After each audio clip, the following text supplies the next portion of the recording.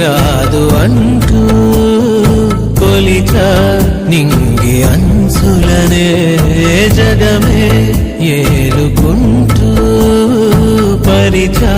కోటి కాంతులే వాళ్ళ గుండెలో ఇలా చల్లారిపోని శ్వాసల కమ్మేసుకున్న